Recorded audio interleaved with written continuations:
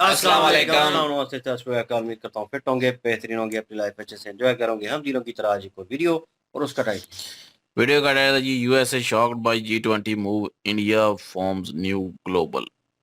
और प्रशांत सर की वीडियो है जी, ओरिजिनल वीडियो का लिंक डिस्क्रिप्शन में जुदो का। और मेरा नाम है राणा मोहम्मद, मेरे साथ हैं मोहम्मद समीर खोखर। बड़ी सकलानी रिकॉर्ड्स हो गए। Let's start.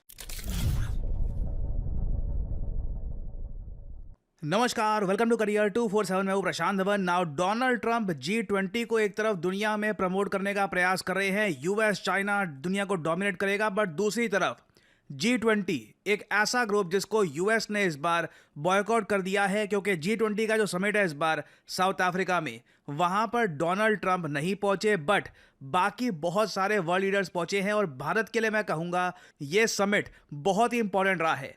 इंडिया ने इस बार के G20 2025 समिट में एक नई पार्टनरशिप फॉर्म कर दी है। और किस कंट्री के साथ? कनाडा के साथ। आज से 1-2 साल पहले कोई सोच भी नहीं सकता था कि जस्टिन ट्रूडो के अंडर जो कनाडा है उसके साथ इंडिया एक नई पार्टनरशिप साइन करेगा, एक नई trilateral partnership. But this has happened. यहां पे आप देख पाओगे आज के समय सबसे इंपॉर्टेंट जियोपॉलिटिकल हेडलाइन है भारत के लिए कि पीएम मोदी ने अनाउंस कर दी है एक नई trilateral partnership with Australia and Canada. आप देखोगे कनेडियन मीडिया में भी इसको एक्सटेंसिवली कवर किया जा रहा है। और अब कनाडा में ना इनका मीडिया भी इनकी सरकार से ये नहीं पूछ रहा कि इंडिया के खिलाफ एक्शन हम क्यों नहीं ले रहे, सैंक्शंस क्यों नहीं लगा रहे। या फिर आपको पता होगा जस्टिन ट्रूडो के टाइम में इंडिया कनाडा के रिलेशंस बहुत ज़्यादा खराब हो चुके थे। और मैंने आपको बताया था जैसे ही ये लीडर हटेंगे आप देखोगे थिंग्स विल इंप्रूव अलॉट। और कनाडा को पता है सिंस डोनाल्ड ट्रंप आज के समय H1B वीज़ा के अगेंस्ट थोड़ा बहुत एक्शन ले चुके हैं, इवन दो ये रेजिस्ट कर रहे हैं और प्रेशर अपनी पार्टी अपने सपोर्टर से कि H1B वीज़ा बंद कर दो। कनाडा के लिए ये गोल्डन अपॉर्चुनिटी है इंडियन टैलेंट को अट्रैक्ट करने की। और इसीलिए कनाडा ने एक AI और टेक्नोलॉजी पार्टनरशिप भारत और ऑस्ट्रेलिया के साथ अनाउंस कर दी है। इसके अलावा आपको पता होगा कनाडा ने $1.6 बिलियन का H1B वीज़ा से compete करने के लिए एक प्रोग्राम और शुरू कर दिया है। तो इस G20 समिट में ना पहली बार मैं कहूंगा दिखाया गया है कि यूनाइटेड स्टेट्स ऑफ अमेरिका के बिना भी दुनिया मेजर डिक्लेरेशंस ले सकता है। This is historic. यहाँ पे आप देख पाएंगे article G20 summit bloc breaks tradition. देखिए हमेशा ना एक G20 की ट्रेडिशन रही है कि G20 के सभी देश जब इकट्ठा आएंगे एक समिट में एग्रीमेंट होगा कि ये डिक्लेरेशन होगा, ठीक है, कि हम दुनिया में पॉवर्टी कम करेंगे, क्लाइमेट चेंज के अगेंस्ट लड़ेंगे, एक्सेट्रा एक्सेट्रा, बहुत सारी बातें होंगी। एक पूरा डिक्लेरेशन होगा और सभी देश जब तक उस पर एग्री नहीं करते वो डिक्लेरेशन पब्लिक नहीं किया जाएगा। इस बार जैसे आप लोग जानते हैं यूएसए की तरफ से स्टेटमेंट ये आई कि साउथ अफ्रीका के प्रेसिडेंट सिरिल रामाफोसा ये डोनाल्ड ट्रंप के अगेंस्ट बहुत सारी बातें बोल रहे हैं, इसलिए यूएस इस बार स्किप कर देगा G20 समिट को। फिर क्वेश्चन यहां पर यही आ रहा था कि यूनाइटेड स्टेट्स ऑफ अमेरिका दुनिया की सुपर पावर अगर वो ही G20 में नहीं होगी इस बार, तो इस बार का डिक्लेरेशन कैसे साइन किया जाएगा। तो इंटरेस्टिंग बात देखिए, यूएस प्रेजेंस को इग्नोर करते हुए साउथ अफ्रीका ने क्लियर मैसेज भेजा है ट्रंप को। इधर आप देख पाओगे the G20 block in south Africa adopted a landmark declaration on climate change unanimously agreed upon despite opposition and boycott by the United states. ये मैं इतिहास में पहली बार देख रहा हूं कि यूएस के बिना एक बड़ा डिक्लेरेशन दुनिया में साइन कर दिया गया हो, पास कर दिया गया हो, जिसको भारत सपोर्ट कर रहा है, कनाडा सपोर्ट कर रहा है, G20 के बाकी देश सपोर्ट कर रहे हैं। This is a defining moment. और ट्रंप को कहीं ना कहीं सोचना होगा कि ये अपनी नीतियों की वजह से यूएसए का जो स्टैचर है दुनिया में इसको बहुत ज्यादा नुकसान तो नहीं पहुंचा रहे। मैं लिटरली यही कहूंगा आज के समय ऐसा लग रहा है कि यूएसए का स्टैचर गिर चुका है इंटरनेशनल कम्युनिटी में। नहीं तो आज से कुछ साल पहले अगर यूएस ना होता ना ये समिट फेल हो जाता, डिक्लेरेशन पे कोई देश साइन ही ना करता। और मैं एक्चुअली सोशल मीडिया पे देख रहा था कि जब मार्क कार्नी ने ये ट्वीट करी कि कनाडा, ऑस्ट्रेलिया और इंडिया अब एक नई ट्राइलैटरल पार्टनरशिप बना चुके हैं ऑन टेक्नोलॉजी एंड इनोवेशन, हम और ज़्यादा मिलकर काम करेंगे clean energy, critical minerals, AI, इन सब एस्पेक्ट्स में to unlock new research, more opportunities and greater prosperity. इस पार्टनरशिप में जो जॉब्स है ना ये एक इंपॉर्टेंट रोल प्ले करने वाली हैं। इंटरेस्टिंग बात देखिए, इस ट्वीट के नीचे बहुत सारी जो कमेंट्स थी कनेडियंस की ही, जो एक बार को इंडिया के अगेंस्ट कमेंट्स कर रहे थे, वही कह रहे थे यहाँ पर कि इस पार्टनरशिप को ना एक नया नाम दे दो, CIA, क्योंकि लिटरली जो यहाँ पे कंट्रीज इन्वॉल्व हैं इनका नाम स्टार्ट होता है इस एक्रोनिम से, कनाडा, इंडिया, ऑस्ट्रेलिया, CIA। खैर देखना होगा कि ये लोग इस ग्रुप को CIA नाम देते या नहीं देते, बट आपके माइंड में क्वेश्चन आएगा यहाँ पर कि मगर यूएसए को हुआ क्या, इन्होंने अचानक से साउथ अफ्रीका का G20 समिट बॉयकॉट क्यों कर दिया, इसका रीजन क्या था, समझाता हूं आपको। क्योंकि पहली बार मैं देख रहा हूं Canadian media, Australian media, even European media, कई देश जो ट्रंप की स्टेटमेंट्स, इनके टैरिफ्स, इससे तंग आ चुके हैं, अजीब सी फॉरेन पॉलिसी से तंग आ चुके हैं। यहाँ का मीडिया ये लिख रहा है ट्रंप आइसोलेटेड। मैंने कभी सोचा नहीं था कि यूएस प्रेसिडेंट जो इतनी ज़्यादा पावर रखते हैं अपने हाथ में, यूएस एज ए कंट्री इतना इन्फ्लुएंशियल है कि G20 जैसे समिट में इंटरनेशनल मीडिया ये लिखेगा कि यूएस प्रेसिडेंट अकेले पड़ गए, Trump isolated at G20 with world leaders uniting behind a joint declaration. Now इसकी कहानी क्या है, ये शुरू होती है आज से 1 साल पहले।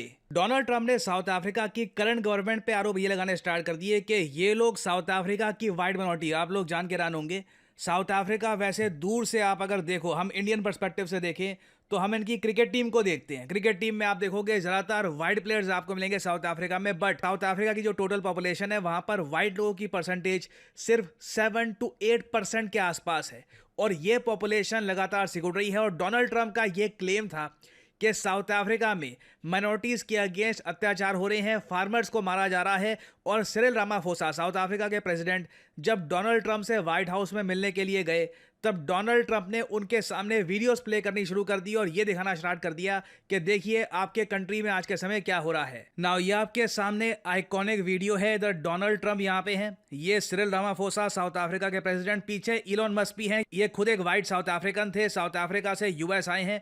और ट्रंप अब एक एक करके आर्टिकल्स दिखाएंगे कि देखो किस तरीके से साउथ अफ्रीका में वाइट फार्मर्स को मारा जा रहा है। बाय द वे, ये जो मुद्दा है ना साउथ अफ्रीका के वाइट फार्मर्स का, ये ट्रंप का जो वोटर बेस है यूएस में, उनके लिए भी बहुत ज़्यादा इंपॉर्टेंट है। Look, these are articles over the last few days. Death of people. Death. Death. Death. Horrible death. Death. I don't know. To pick anyone, white South Africans are fleeing because of the violence and racist laws. And this is all, I mean, I'll give these to you. So when you say, what would I like to do? I don't know what to do. Look at this. White South African couple say that they were attacked violently.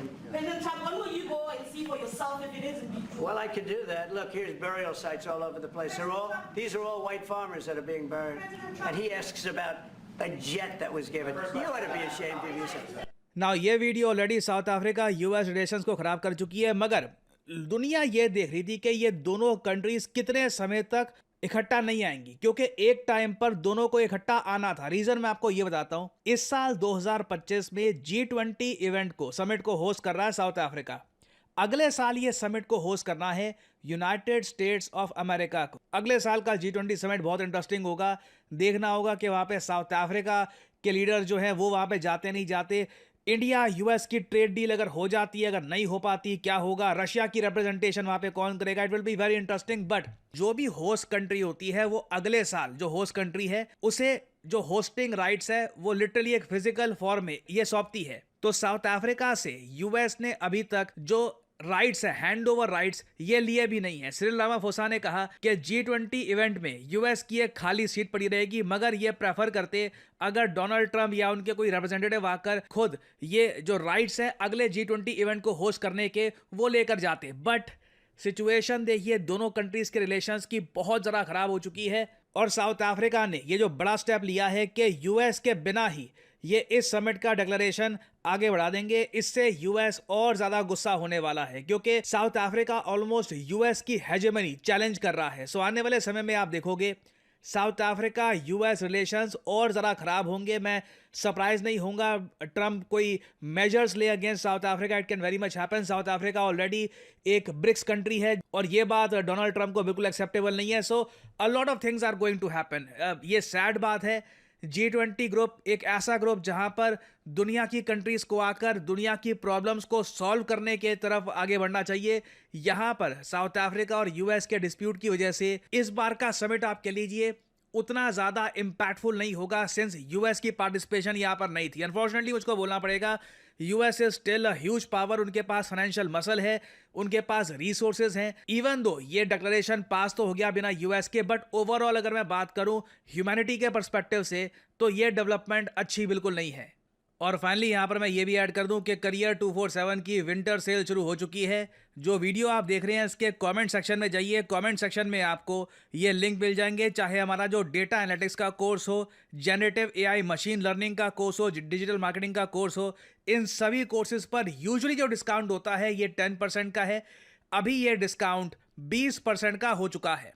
आपको simply क्या करना है, late से आप data analytics जो हमारा course है, जो बाय द वे यहाँ पे आप देख पाएंगे it is powered by IBM, ये परचेज कर सकते हैं। सिंपली यहाँ पर जाइए, अपना नाम डालिए, ईमेल आईडी डालिए, नंबर डालिए, जो डिस्काउंट कोड है ऑफ कोर्स यहाँ पर डालिए PG10, और सीधा सीधा आपको 20% डिस्काउंट मिल जाएगा। You will be able to save a lot of money. और बाय द वे पहले आपको करियर 247 की तरफ से कॉल आएगा, आप वहाँ पे समझेंगे कि किस तरीके से ये कोर्स आपके करियर को हेल्प कर सकता है, and then you can purchase this course and start your journey. तो डेटा एनालिटिक्स कोर्स के बारे में ऑलरेडी मैं आपको बहुत सारी बातें बता चुका हूँ। Now you are just getting it for a major discount, so use करिए कोड PG10। याद रखिएगा ये सेल सिर्फ 2 दिन की है, 2 दिन में ये सेल समाप्त हो जाएगी, उसके बाद प्राइसेस वापस नॉर्मल हो जाएंगे। और इसी नोट के साथ ये है वीडियो का अंत। Thank you for listening and as I always say, may the gods watch over you.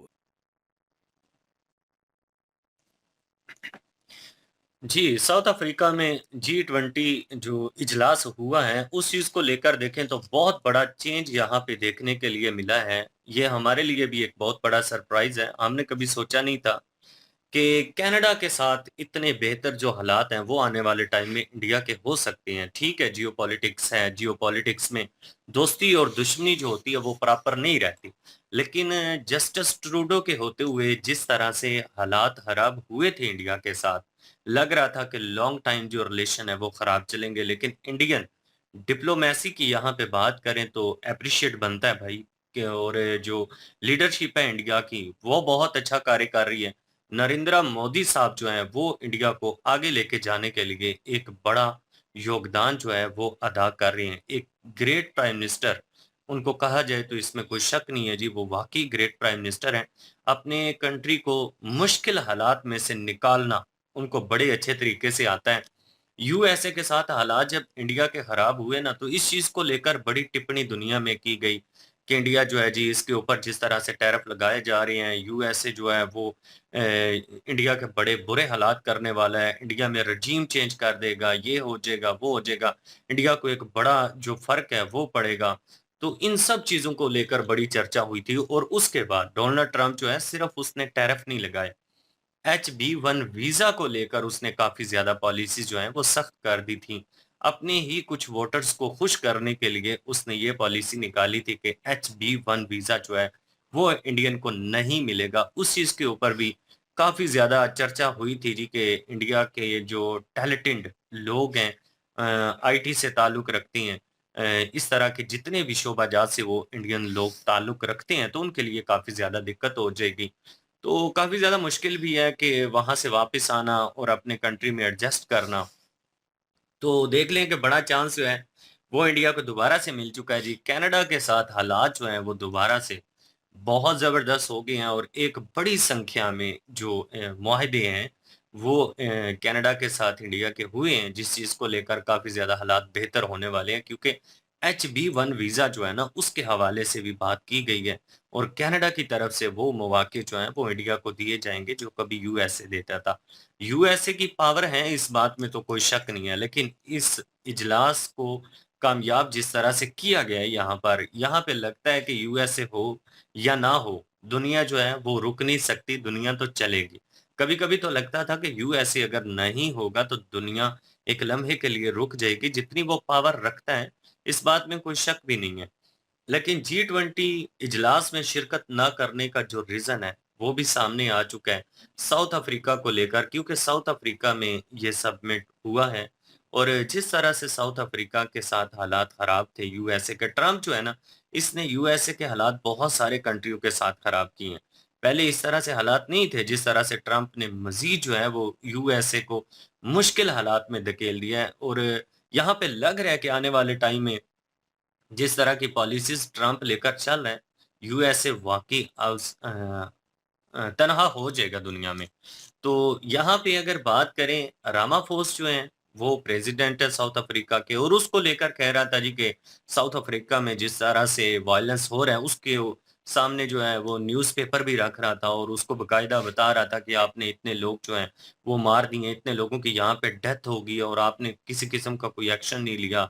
आप कर क्या रही हैं यहाँ पर? ये जिस तरह से वायलेंस हो रहा है इंसानियत का यहाँ पर, ये सरासर गलत हो रहा है। तो इस चीज़ को लेकर जो टिप्पणी की गई थी, काफ़ी ज़्यादा हालात जो हैं वो साउथ अफ्रीका के साथ यूएसए के खराब हुए हैं। वैसे तो दुनिया में किसी भी कंट्री के साथ मेरे ख्याल में हालात ठीक करने में ट्रंप कामयाब नहीं हुआ। ट्रंप जो है वो उस तरह से यूएसए को लेकर नहीं चला जिस तरह से कभी लेकर चला जाता था। जो बाइडेन थोड़ा सुस्त था, लेज़ी था, लेकिन इससे वो बेहतर ही था। इतने ज़्यादा यूएसए के इख्तिलाफ़ात किसी कंट्री के साथ नहीं थे जितने भाई साहब ने बना दिए।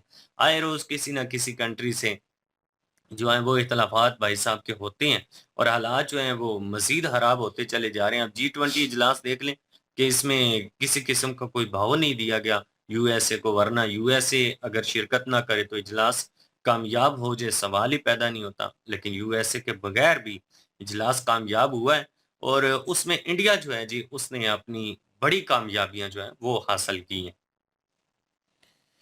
जी, बिल्कुल जी। और अजलास जो है वो तो कामयाब हो चुका है और समिट जो है अपने इख्तिताम को भी पहुँच चुका है और लेकिन यहाँ पे ट्राइलैटरल जो है वो एक मुआहिदा हुआ है कनाडा, ऑस्ट्रेलिया और इंडिया के दरमियान। वो यही है कि ये जो टेक्नोलॉजी है, एआई है, उस पे जो है वो एक साथ काम किया जाएगा। अब यहाँ पे जब वो बीएच-1 जो है वीज़ा वो बंद हुआ उधर यूएसए यूएसए में, में तो यही था कि ज़ाहिर है वहाँ पे इंडियन ही ज़्यादा ये वीज़ा अवेल करते थे, एचबी-1 जो है। तो अब वो अपॉर्च्युनिटी उनको कनाडा में मिल सकती है, ऑस्ट्रेलिया में मिल सकती है, वहाँ पे उनका फ्यूचर बन सकता है, इंडिया में बन सकता है। तो ज़ाहिर है अमेरिका को यही लगता था कि ये सिर्फ़ जो है वो हमारे मुल्क में आते हैं और इधर से खाते हैं और इधर जो है वो काम करते हैं, अगर ये नहीं होंगे तो हमारे अमेरिकन्स को जो है वो जॉब्स मिलेंगी। तो अमेरिकन अगर इस काबिल होते, अगर वो इस दौड़ में आगे होते, तो भाई इंडिया को इतने परसेंटेज जो है वो वीज़ा नहीं मिलता। इसका मतलब है कि अमेरिकन इस काबिल इतने नहीं है। तो एच-बी-1 वीज़ा जो है वो फिर इंडिया के लोगों को मिलता था, वो आते थे क्योंकि वो इस काबिल थे। क्योंकि सिर्फ़ इंडिया से ही क्यों आते थे? पाकिस्तान हो गया, उसके बाद और जितने मुल्क हैं, वहाँ से क्यों नहीं? क्योंकि यहाँ पे काबिल बंदे नहीं हैं। बाकी किसी मुल्क में इतने काबिल नहीं है जितने इंडिया में हैं, तो इसीलिए मिल रहा था ना उनको वीज़ा ये। तो उसी वीज़े पे उसने जो है वो ये प्रतिबंध लगाए थे, उसने टैक्स लगाए थे, बहुत ज़्यादा वीज़े की फ़ीस बढ़ा दी थी। तो वो चीज़ें उसने की ताकि इंडिया मुश्किल में आए, ताकि इंडिया के लोग मुश्किल में आए। इंडिया को जो है वो नीचे करना चाह रहा था ट्रम्प। लेकिन अब कनाडा जो किसी वक़्त दुश्मन था, ऐसे ही लग रहा था कि कनाडा जो है और इंडिया आपस में अब ख़त्म हो चुकी है इनकी बातें। इनका और कोई अब तल्लक नहीं रहेगा। लेकिन अभी देख लें फिर से तल्लकात बन गए हैं। ये जियोपॉलिटिक्स होती है, जियो रिलेशन होते हैं, ये कभी बन जाते हैं, हो सकता है आगे आने वाले वक़्त में ये फिर से ख़त्म होके अमेरिका के साथ बन जाए। अगर अमेरिका का चेंज हो या ट्रम्प को ही कोई शायद हो सकता है कि अपने मुल्क पे ही तरस आ जाए, अपने आप पे ही आ जाए शायद। फिर से वो कहेगा जी हम इंडिया के साथ ये एच-बी-1 वीज़ा जो है वो ख़त्म करते हैं, जो हमने पाबंदियाँ लगाई उस पे, वो सारा कुछ फिर से ठीक हो जाएगा। तो हो सकता है कनाडा के साथ ख़राब हो जाए, हो सकता है ऑस्ट्रेलिया के साथ ख़राब हो जाए इंडिया के। तो ये चलते ही रहते हैं। लेकिन फ़िलवक़्त अमेरिका को यही लग रहा था कि हमने इंडिया को दबाना है किसी भी तरीके से, टैरिफ हो गया, ये वीज़ेज़ हो गए, उसके बाद जितने भी वहाँ पे इंडियन हैं उनको मुश्किल करना एक किस्म का, वहाँ पे तंग करना उनको। तो इसके लिए पॉलिसियाँ बनाना, तो इंडिया उसको अमेरिका को यही लगता था कि हम ऐसा करेंगे तो इंडिया दब जाएगा। लेकिन इंडिया का दूसरे मुल्कों के साथ जो है तल्लकात बेहतर होना शुरू हो गया। दूसरे मुल्क इस अपॉर्च्युनिटी का फ़ायदा उठाना शुरू हो गए। दूसरे मुल्कों ने सोचा कि अब अमेरिका के साथ जो है ख़त्म हो रहा है, तो हम जो है वो स्किल्ड जो पर्सन है वो हम अपने मुल्क में लेके आते हैं, हमारे मुल्क में तरक्की होगी। फिर हर कोई यही सोच रहा है, तो इसलिए जो है उन्होंने आपस में तलकात बेहतर कर लिए, कनाडा ने भी, ऑस्ट्रेलिया, इंडिया, तीनों ने। और अमेरिका को लगता है कि अगर मैं किसी समिट में नहीं जाऊंगा तो वो फेल हो जाएगा, समिट मेरे बगैर कुछ नहीं होगा, मैं ही हूँ सारा कुछ। भाई दुनिया बाकी एक हो जाए तो तुम कुछ भी नहीं हो, अमेरिका कुछ भी नहीं है। तो सारे एक हो गए, उन्होंने पास भी कर दिया, सारा कुछ ओके हो गया। अमेरिका नहीं आया तो क्या उखाड़ लिया G20 का। तो जो मुद्दा था वो क्लियर हो गया वहां पे, और वो साइन भी हो गया। तो अमेरिका की गलतफहमी जो है उन्होंने दूर कर दी है, बाकी सारे मुल्कों ने भी, G20 के मुल्कों ने भी। तो अब अमेरिका और अफ्रीका के साथ क्या खराबी है वो इन्होंने बताया, और लेकिन एक अच्छे तरीके में से भी बताया जा सकता था। ठीक है, अगर किसी पे जुल्म हो रहा है तो उस जुल्म को बताने का ये नहीं है कि किसी को मेहमान घर में बुला के जो है उसकी बेइज्जती करना शुरू कर दें आप। उसकी पुरानी आदत है। ये गलत चीज है। जिस तरह यूक्रेन के वो उसके साथ किया, ठीक है, आपने अगर उसके साथ अगर जो भी तलकात हैं वो अलग करें, अपने बंद कमरों में जाके करें, एडजस्टमेंट करें, जो भी करना है। सरेआम कैमरे के सामने उसको लताड़ रहे हो, खुद को बता रहे हो कि मैं बड़ा सुपर पावर हूँ। उसी तरह अफ्रीका के साथ भी यही कर रहे हैं। ठीक है, वहां पे अगर गोरों के साथ गलत हो रहा है तो उसका एक्शन होना चाहिए, ये नहीं कहता कि वो ठीक हो रहा है, या बिल्कुल वो भी गलत हो रहा है। अगर गोरी चमड़ी वाले वहां पे जो है वो कम हो रहे हैं या किसी वजह से उन पे जुल्म हो रहा है तो वो जुल्म खत्म होना चाहिए। काले सबको पता है कि जो काली चमड़ी वाले हैं वो क्या करते हैं वहां पे, और क्या नहीं करते, क्योंकि इंडियन भी हैं उधर और पाकिस्तानी भी हैं उधर जो बताते रहते हैं हमें। तो वो जुल्म तो चले खैर, उसके खिलाफ बोलना चाहिए, लेकिन ये तरीका नहीं है कि अपने मुल्क में बुला के एक मेहमान के तौर पे बुलाया और वहां पे बेइज्जती शुरू कर दी। तो इस तरह तो तलकात खराब ही होंगे ना। वो किसी तो वो डील के हो लिए गए, आया था मेरे ख्याल वही से। ना, वो किसी और काम के लिए आया है तो तुम उधर आके उसको बेइज्जती करना शुरू कर दो, वो भी सरेआम। एट द एंड बोल भी रहा था ट्रम्प कुछ, पता नहीं सारी सिचुएशन बताने के बाद कह रहा है कि अच्छा ये सब कुछ हो रहा है और ये मुझसे ये मांगने आया है, हाँ, ये डील करने तो आया ये है। बेइज्जती है ना, वही ना, घर बुला के बेइज्जती करना, भाई ये वो एक अच्छी चीज नहीं है। वर्ल्ड पावर है तो फिर वो कहेगा तो सही ना तो बस मुनासिब। फिर बाकी दुनिया जो है फिर जब वो देखेगी कि ये ऐसा कर रहा है तो वो नीचे करने की कोशिश करेगी उसको। वो और वही हुआ G20 में। ये मेरे ख्याल में ये डॉलर जो है डीमोनेटाइज करने के लिए किया था ना उन्होंने लास्ट ईयर, कि हम जो है करेंसी। डिडलरेशन, हाँ, तो मेरे ख्याल में वो उन्होंने कुछ करना था और उस वक्त भी बड़ा शोर पड़ा था कि इसको नीचे करेंगे। वो तो ब्रिक्स मेरे ख्याल में ब्रिक्स में हुआ मे था भी। ना। तो वो जो है वो चीज़ की गई है और ट्रम्प को पता है भाई कि मुझे जो है बैकफुट पे करने की कोशिश की जा रही है। अभी जो ये इजलास हुआ है T20 का अफ्रीका में, G20। और G20 सॉरी, और वो जो है जिस तरह हुआ है, और भाई ट्रम्प जो है वो आया नहीं है। उसने कोई अपना और बंदा भी जो है वो भी नहीं भेजा। अफ्रीका ने कहा कि हम जो है मेज़बान हैं, हम जो है सीट खाली रखेंगे उनकी। वो फिर भी इन अ पोलाइट वे कहीं न कहीं जो है भाई, अगर ओवरऑल देखा जाए तो हर कंट्री जो है वो भाई कुछ न कुछ किसी न किसी कंट्री से चाहती है। उसकी नीड्स हैं। नीड्स यार ज़रूरी हैं, एक दूसरे के साथ आपके ताल्लुकात जिस तरह के भी हैं। फिर वही मिसाल के चाइना इंडिया ले लें, ट्रेडिंग अभी भी जारी है। उनकी इतने लोग जो हैं इंडियन मार्केट में उतरे हुए हैं, अपना काम कर रहे हैं। तो यार जंग अपनी जगह पे, वो अभी सिचुएशन जो है वो चल रही है बॉर्डर के ऊपर, उन जगहों के ऊपर, लेकिन ये है कि ये चीज़ जो है रुकी नहीं है। नीड्स है भाई, मैंने कहा था आज जो कंट्री आपके साथ है कल आपके जो है वो मुखालफ हो सकती है, जो मुखालफ थी आपके साथ हो सकती है। पीछे कुछ सुनने को मिल रहा था कि अमेरिका जो है, अमेरिका के साथ डील होने जा रही है या कुछ जो है हथियारों की या कुछ चीज़ों की, तो वो अमेरिका से इंडिया की। तो अब वो भी बीच में चल रहा है। तो मतलब कि यार ये कहा नहीं जा सकता, लेकिन ट्रम्प जो है जिस नज़रिए के साथ चला है, जिस सोच के साथ वो आया था, वो सोच नज़र नहीं आ रही, वो उसके अपोज़िट नज़र आ रहा है। और वो अपनी कह लें कि हल्लाशाही जो है वो चलाना चाहता है, कि मतलब होल्ड करना चाहता है कि मेरी मर्ज़ी से हो, मैं बातें करूँ। अब वो पूरी दुनिया को दिखाना चाहता था यहाँ पे। उसने ज़ेलेंस्की जो जब आया था तब भी उसने बीच में ये पॉइंट रेज़ किए थे और पूरी दुनिया के सामने बेइज़्ज़त किया और बॉडी शेमिंग एक किस्म की कि ड्रेसिंग तुम्हारी ठीक नहीं है, तुम्हें बैठने का पता नहीं, बात करने की पता नहीं है, ये है, वो है। मतलब उसे पहले ही डिग्रेड कर दिया। यहाँ पे अफ्रीकन जो है पीएम, वो उसके साथ भी ये वही बर्ताव कर रहा है। और यहाँ पे तो थोड़ा और स्ट्रिक्ट हो गया कि अब गोरों को लेकर, जो व्हाइट चमड़ी वाले हैं उनको लेकर, भाई अगर आपने मुद्दा रेज़ करना है तो भाई और भी बहुत सारे तरीके हैं, उनको आप जो है वो उस तरह इम्प्लीमेंट कर सकते हैं, वो एक गुड वे होगा। अच्छा, वो अगर आगे से कह देता कि अमेरिका में जो है वो काली चमड़ी वालों के साथ जो है वो ऐसा सलूक किया जाता है। है वहाँ पे भी वहाँ पे काली चमड़ी वालों के साथ गलत हो रहा है, ज्यादती वहाँ हो पे रही है भी है। अमेरिका में। ब्लैकिस जो है वो जितने भी हैं जो है उनके साथ, क्योंकि ये भी एक रियलिटी है यार, ये भी मानने वाली बात है कि जितने भी काले लोग, मैं कहूँगा सारे जो है ब्लैक जो हैं वो खराब नहीं है, वो नहीं, करप्ट नहीं है, सब तो नहीं है लेकिन ना। मोस्ट ऑफ द पीपल जो है वो काले जो हैं वो खराब हैं, उनकी तबीयत उनकी वैसी जो है नशोनुमा नहीं हुई, वो वैसे ही करते हैं, चोरी चकारी करना, ड्रग के केसेस में, रेप के केसेस में, जितने भी इस तरह की चीज़ें होंगी उनमें वो इन्वॉल्व होंगे। मैं वीडियो देखता हूँ, एक बंदे को मैंने फॉलो किया हुआ है, वो जो है वो काला है, ठीक है, ब्लैक किया है यूएसए का, लेकिन यह है कि वो लोगों को डॉलर ऑफर करता है, पैसे, उसके पास पैसे बहुत ज़्यादा है, तो वो ऑफर करता है, और वो गोरे लोगों को भी ऑफर कर रहा होता है ज़्यादातर, और उनको कहता है कि डॉलर है और उनसे मांगता है, वो एक तरीकाकार उसने जो है वो क्रिएट किया हुआ है, लेकिन जो है गोरे बड़े अवॉइड करते हैं। जब उनके पास खड़ा होता है, कहता है एक डॉलर है आपके पास, चेंज है, मुझे नीड है और मैंने ये चीज़ लेनी है, आप खरीद दें ये वो।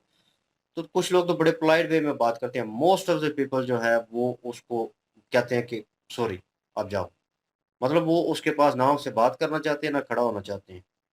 तो ज़्यादातर गोरों में भी वो चीज़ जो है वो पाई जाती है कि भाई इनसे दूर रहो, क्योंकि इमेज एक जो है वो ख़राब हो चुका है, उसको क्रिएट करना होगा। ये तो भाई कंट्री आप होल्ड कर रहे हैं, ट्रम्प से कह रहा हूँ कि होल्ड कर रहे हो कंट्री, तो भाई अभी आए हो इक़्तिदार में हो, अभी करंट सिचुएशन में, आगे भी अभी जो है वो चलेगा, लेकिन ये है कि इसको ठीक करना तो आपके हाथ में है। आप इसको यहाँ पे ठीक करेंगे, वर्ल्ड वाइड जो है आपका, अगर कहते हैं ना कि होल्ड है, तो भाई हर कंट्री में कहीं न कहीं उनकी वक़्त बनती जाएगी, वो बेहतर होते जाएँगे, सुधार पैदा होगा। उनको सजेशन दे सकते थे कि आप ये कानून इम्प्लीमेंट करें, आप इस तरीके से चलें, और ताकि ये चीज़ें जो हैं ये कम हो, बंद नहीं हो सकती तो कम हो, आहिस्ता-आहिस्ता टाइम लगेगा, इस चीज़ को रिज़ॉल्व किया जा सकता है। लेकिन स्ट्रेट अवे फ़ोटोज़ और वीडियोज़ और ये चीज़ें दिखाकर, वो सामने एलन मस्क जो है वो भी खड़ा है, वो भी हाफ अफ्रीकन है। तो मतलब इम्पैक्ट दिला रहा है, वो होल्ड करना चाह रहा है, नीचे दबाने की कोशिश की जा रही है। मतलब वो अपनी बात रख ही ना सके, अपनी बात कर ही ना सके। वो जिस मकसद के लिए आया था, उसको भी वो टोक लगा दी कि ये सारा मुद्दा वहाँ पे ये चल रहा है, गोरों के साथ, जो व्हाइट चमड़ी वाले हैं उनके साथ, तो ये मुझसे जो है वो माँगने आया है। तो मतलब ये स्ट्रेट अवे बेइज़्ज़ती है। तो ये चीज़ें नहीं होनी चाहिए। कोई ना, वो घर में आया हुआ मेहमान है तो उसका इस तरह बात नहीं करनी चाहिए थी। ये ट्रम्प जो है ये कुछ ना कुछ और भी करेगा। ख़ैर एनीवेज़, ये रिपोर्ट्स तो आती जाती रहती हैं, लेकिन वो बीच में उन्होंने कहा कि कनाडा, इंडिया और ऑस्ट्रेलिया CIA तो उसके ऊपर हँस रहे थे। और उनका नाम देते हैं या नहीं देते, लेकिन ये है कि ये भी चुभेगी अमेरिका को बात, इसलिए वो प्रशांत सर अरे जो उनकी है एजेंसी अभी है CIA। तो वो इसलिए मेंशन कर रहे थे बीच में वो पॉइंट जो है। बहरहाल, आप क्या ओपिनियन रखते हैं इस चीज़ के ऊपर? और आपको क्या लगता है कि अमेरिका क्यों नहीं आया और क्या सिचुएशन थी? और कमेंट सेक्शन ओपन आपके लिए। इंक्लूजन वीडियो की लिंक भी डिस्क्रिप्शन में मौजूद होगी। प्लीज़ इनके थ्रू हमें भी सपोर्ट कर दीजिएगा। इंशाल्लाह मिलते हैं नेक्स्ट वीडियो में। अपना ख्याल रखिएगा, दुआ में याद रखिएगा। तब तक के लिए अल्लाह अल्लाह हाफ़िज़। हाफिज़, पीस।